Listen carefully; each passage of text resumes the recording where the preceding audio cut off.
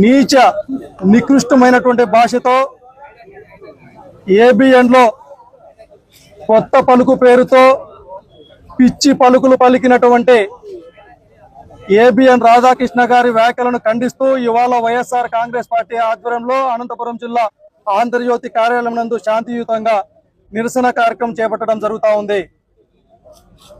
మరి మేము ఈ సందర్భంగా తెలియజేస్తా ఉన్నాం, అయ్యా రాధాకృష్ణ గారు, మీ యజమాని చంద్రబాబు గారి గురించి కానీ లేకపోతే మీకు నచ్చినటువంటి తెలుగుదేశం పార్టీకి కావచ్చు, మీరు భజన చేసుకోవడంలో ఏమాత్రం తప్పు లేదు, అది మీ వ్యక్తిగతం. అలాగే మీకు ఇష్టం లేనటువంటి మా నాయకుడు జగన్మోహన్ రెడ్డి గారి గురించి లేకపోతే మా పార్టీ వైఎస్ఆర్ కాంగ్రెస్ పార్టీ గురించి సైద్ధాంతపరంగా విధానపరంగా విమర్శలు కూడా చేసుకోవచ్చు, అది కూడా మాకు ఎటువంటి అభ్యంతరం లేదు. కాకపోతే మా పార్టీకి సంబంధించినటువంటి మహిళల గురించి ఇంత నీచమైనటువంటి ఇంత నికృష్టమైనటువంటి భాషను వాడటం చాలా తీవ్రంగా ఖండిస్తా ఉన్నాం. ఇన్ని సంవత్సరాల జర్నలిజంలో మీరు నేర్చుకున్నటువంటి సంస్కృతి ఇదేనా అనేసి ఈ సందర్భంగా ప్రశ్నిస్తా ఉన్నాం మిమ్మల్ని.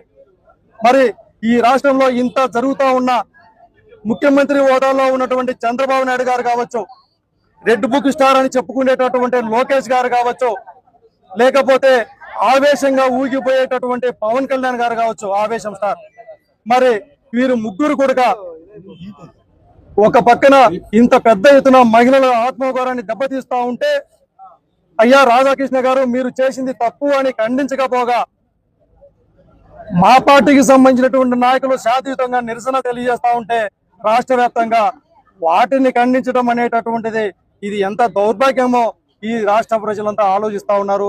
రాష్ట్ర మహిళా లోకం కూడా ఆలోచిస్తా ఉంది.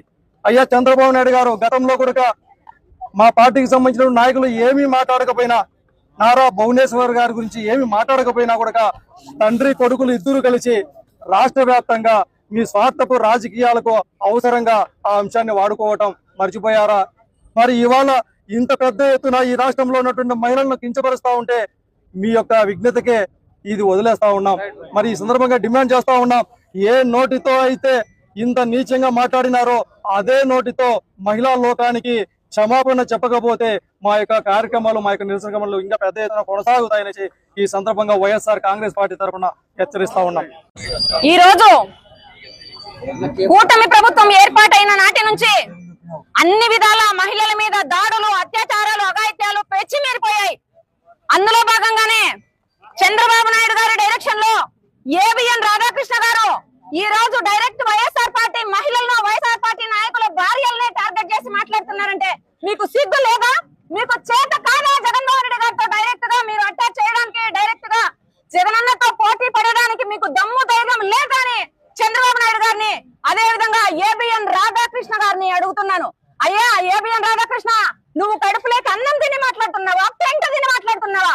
ఏమి మాట్లాడిస్తున్నావు నీ ఛానల్లో?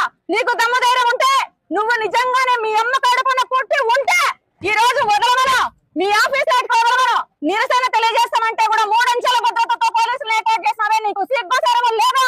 మీకు తొత్తుగా లోకేష్ బాబు ఈ రోజు ఏబిఎన్ కు తొత్తుగా వ్యవహరిస్తున్నాడు. లోకేష్ గారు, నీకు కూడా భార్య ఉంది, నీకు కూడా తల్లి ఉంది, ఖచ్చితంగా ఇది తిరిగి నీకు వస్తుందని తెలియజేస్తున్నాం. మర్యాదగా బేషరతుగా ఏబిఎన్ రాధాకృష్ణ బయటకు వచ్చి అందరి మహిళలకు, వైఎస్ఆర్ పార్టీలో ఉండే ప్రతి మహిళకు క్షమాపణ చెప్పాల్సిందే. ఈ ప్రభుత్వం వెంటనే స్పందించి ఆ దుర్మార్గుడు, ఆ నీతి లేని జర్నలిజం చేస్తున్న ఏబిఎన్ రాధాకృష్ణ మీద కేసు కట్టాల్సిందే. కట్టకుంటే మాత్రం ఇది ఇంతటితో వదిలేదే లేదు. ఉధృతంగా ఈ ఉద్యమాన్ని ఉధృతంగా తీసుకెళ్లి మేము ఇంకా ముందుకు తీసుకెళ్లి రాధాకృష్ణ అరెస్ట్ అయ్యే వరకు, ఏబిఎన్ ఛానల్ మూత పడే వరకు కూడా మేము మాతో